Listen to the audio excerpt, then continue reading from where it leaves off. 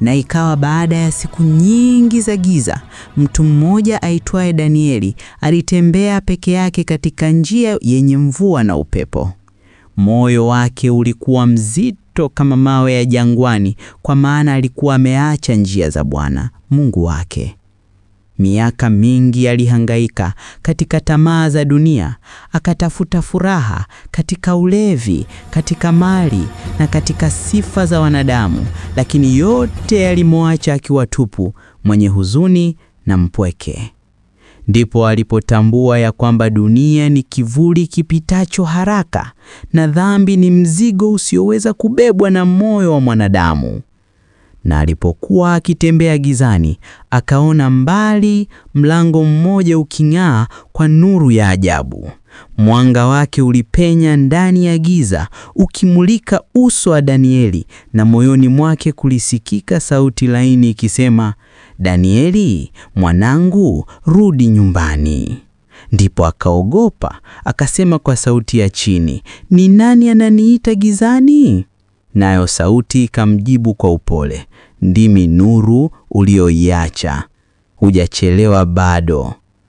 Lakini kabla hajafanya hatua, kivuli cheusi kilijitokeza, kikamnong'oneza kwa sauti ya hila, "Umefanya maovu sana. Mungu hawezi kukupokea tena." Ndipo Danieli akalia kwa uchungu akasema, "Nimekosa sana mbele za Mungu wangu. Nimevunja agano lake na kuacha njia zake." Lakini sauti ya nuru ikasema tena, "Rehema zangu ni mpya kila asubuhi. Mlango bado uko wazi Danieli, njoo."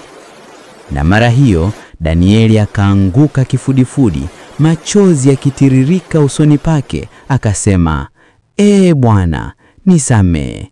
Sijastahili rehema yako, lakini nakuomba uniongoze tena." Ndipo mlango ule wa nuru ukafunguka na mwanga wa dhahabu ukaambaza juu yake.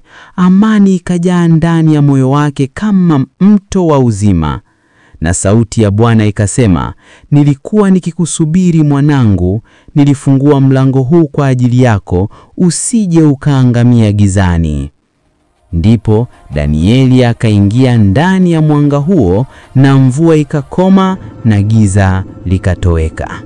Na ikasemekana, wakati dunia inafunga milango yote, Mungu bado anaacha mlango mmoja wazi, mlango wa neema.